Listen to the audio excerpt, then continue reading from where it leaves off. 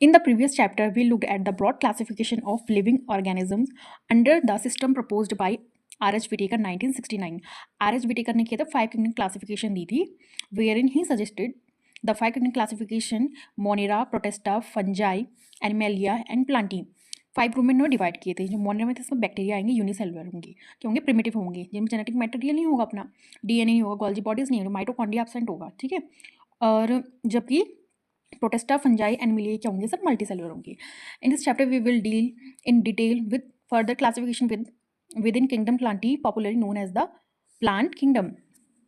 We must stress here that our understanding of the plant kingdom has changed over time. Fungi तो आप जानते ही हैं. ठीक है. फंजाई की एक क्लोरोफिलस होती है और जो कि किसमें निकलती है, डेड और डिकेइंग मैटर से. ठीक है. And members of the Monera Protista having cells walls have now been excluded from Plantae, though earlier classification placed them in the same kingdom. So describe algae. Algae क्या है आपका? They are non-vascular plants that are basic autotrophic. They lack embryo development and have unicelled sex organs. Some of this development take place in specific environment.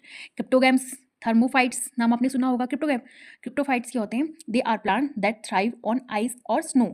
क्या होते हैं, कहाँ पे होते हैं ये? जहाँ पे क्या होती है, आइस और स्नोफॉल होती है. ठीक है. तो इसके फीचर्स की बात करें, एल्गी क्या है? Algae can range in size from microscopic to 80 centimetres या 6 सेंटीमीटर लेंथ होती है. ठीक है इनकी. दूसरा आता है ब्रायोफाइट्स. ब्रायोफाइट्स क्या है? Bryophytes is a propose taxonomic class that including liverworts, hornwort and mosses. Second is pterophyte. Pterophytes क्या होते हैं आपके? आपने नाम तो सुना होगा टेरोफाइट.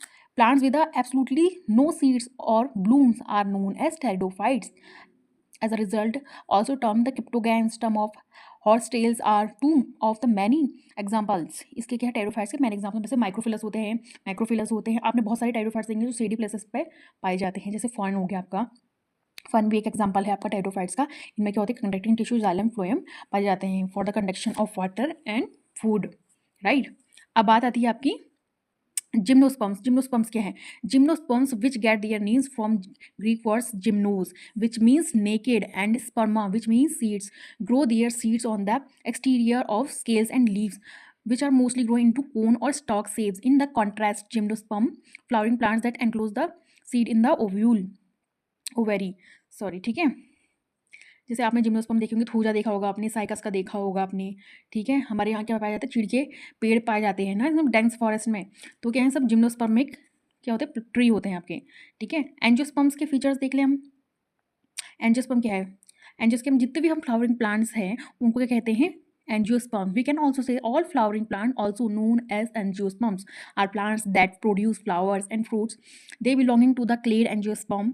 Angiosperms comes from the Greek word which means vessel. Sperma seed refer to the plant generate seed with the fruit with 64 division, 416 families and 13,000 genera इनकी क्या है? पाई जाती हैं. अब अगर इनके फीचर्स की बात कर ले तो जितने भी सारे एंजियोस्पर्मिक प्लांट किसे कहते हैं? Flowering plant. इट मीन्स क्या होंगे? सीड प्रोड्यूसिंग प्लांट्स होंगे और इनमें अपना क्या होगा? कंडक्टिंग टिश्यू, जाइलम और फ्लोएम पाया जाएगा. ठीक है. आई होप आपको इनमें डिफ्रेंशिएट पता लगा होगा कि क्या डिफ्रेंशिएट है इनमें. नेक्स्ट देखते हैं ऑन वेजिटेटिव कैरेक्टर्स और ऑन द एंड्रोसियम. एंड्रोसियम्स क्या होता है? The androecium is the male reproductive part of flower forming the third whorl and consisting of one or more stamens. मतलब कंसिस्टिंग क्या होंगे? मोर स्टेमेंस से आपके ये क्या होंगे? बने होते हैं. जैसे स्टेमेंस होता है, मेल रिप्रोडक्टिव ऑर्गन होता है, आपको पता है. स्टेमन क्या है? The fundamental unit of the androecium are called stamens. The male reproductive organ of the flower, you can also say that. Okay. Next देखते हैं हम androecium structure system given by Carolus Linnaeus. Such system were artificial. They are characterized artificial.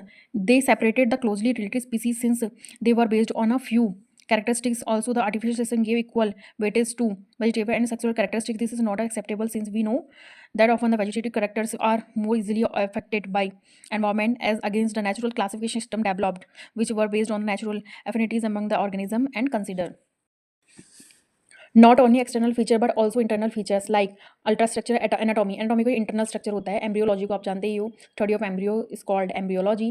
The phytochemistry such as the classification of flower plant was given by George Bentham and Joseph Dalton Hooker. ठीक है. George Bentham की आप classification दोगे तो उन्होंने क्या किया था? प्लांट्स को अलग अलग मतलब वेरियस टाइप में क्या किया था? कैटेगराइज किया था। नेक्स्ट देखते हैं at present phylogenetic classification system. Phylogenetic classification system क्या है? A phylogenetic classification system groups organisms based on their shared evolutionary relationship and history and genetic relationship rather than slowly or physical traits are called phylogenetic classification system, which are based on evolutionary relations between the various organisms are acceptable. This assume that organism belonging to the same taxa a common ancestor. We know, हम जानते हैं कि जितनी भी सारी information होती है, किस में होती है इन्फॉर्मेशन? आपका डीएनए से आरएनए में जो सीक्वेंसेस होते हैं उनमें ही होती होंगी ना, ऑब्वियसली इजी बात है।